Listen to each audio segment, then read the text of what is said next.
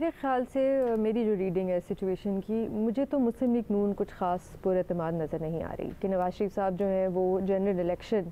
जो फरवरी में होने वाला है उसमें हिस्सा ले सकेंगे। बल्कि मैं तो कहूँगी कि जो पूरी स्ट्रैटेजी मुस्लिम लीग नून ने बनाई है, मुझे तो ये बड़ी रिस्की लग रही है कि जो सारे कानूनी मामलात हैं वो आपने आखिरी मिनट तक छोड़ गए।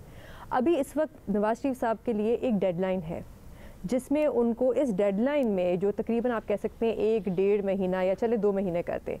इस दौरान उन्होंने अपने सारे जो कानूनी मामलात हैं उनको तय करना है और अदालतों से क्लीन चिट लेनी है ताकि वो अपने नॉमिनेशन पेपर्स जमा करा सके। अब मैं 1-1.5 महीना इसलिए कह रही हूँ क्योंकि इलेक्शन कमीशन ने जो जवाब जमा कराया था सुप्रीम कोर्ट में, उसमें उन्होंने कहा था कि 5 दिसंबर तक जाके हम हल्का बंदियाँ जो हैं वो मुकम्मल करके पब्लिश करेंगे फ़ाइनल रिज़ल्ट। अच्छा, अगर 5 दिसंबर को फ़ाइनल रिज़ल्ट हल्का बंदियों का आ गया तो उसके कोई 1-आध दिन बाद या शायद उसी हफ्ते में आपका एक ऑफिशियल नोटिफिकेशन आ जाएगा इलेक्शन की तारीख का। देखिए, इस वक्त तक ऑफिशियल नोटिफिकेशन इलेक्शन कमीशन की तरफ से नहीं आया तारीख का, उन्होंने तो जवाब जमा कराया ना सुप्रीम कोर्ट में। जब डेट आ गई कि 8 फरवरी को इलेक्शन होगा, उसके बाद जो प्रोसेस जो कानून कहता है वो ये है कि अगले 7 दिन में इलेक्शन का स्केड्यूल आएगा,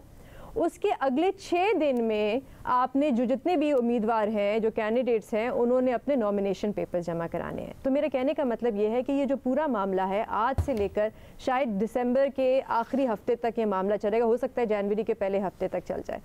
तो इस दौरान आप अब नवाज शरीफ साहब ने अदालतों से क्लीन चिट भी लेनी है ताकि वो अपने नॉमिनेशन पेपर जमा करा सकें। अब जैसे उमर ने बात की, 2 इशूज़ हैं यहाँ पे। एक तो जो केसेस हैं जिनमें उनको सज़ा हुई हुई है और जिसकी अपील सुनी जानी है। अब जैसे उमर ने कहा कि अभी तक कोई तारीख नहीं आई कि अपील कब सुनी जाएगी,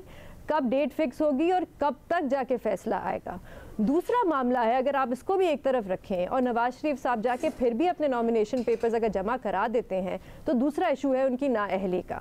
अब यहाँ पे ये होगा कि अगर वो अपने नॉमिनेशन पेपर्स जमा कराते हैं और कोई आके उनको नॉमिनेशन पेपर्स उनके चैलेंज कर देता है स्क्रूटिनी के वक्त कि इनको तो सुप्रीम कोर्ट ने लाइफ टाइम डिस्क्वालीफाई किया है, लेकिन मुस्लिम लीग नून कहती है कि हमने तो कानून में तरमीम कर दी है, इनके तो 5 साल ख़त्म हो गए हैं, तो ये मामला जा सकता है हाई कोर्ट में और फिर हो सकता है हाई कोर्ट के बाद जो फैसला आए वहाँ से मामला चला जाए सुप्रीम कोर्ट में। तो मैं कहने की कोशिश कर रही हूँ मुबशर कि ये पूरा मामला मुझे खिंचता हुआ नज़र आ रहा है और हो सकता है आखिर में नवाज शरीफ साहब को ज़िमनी इलेक्शन ही लड़ना पड़े। लेकिन एक एडवांटेज ज़रूर है मेरी राय में मुस्लिम लीग नून के पास इस वक्त, और ख़ास तौर पे नवाज शरीफ साहब के पास, कि इस वक्त जो रियासत है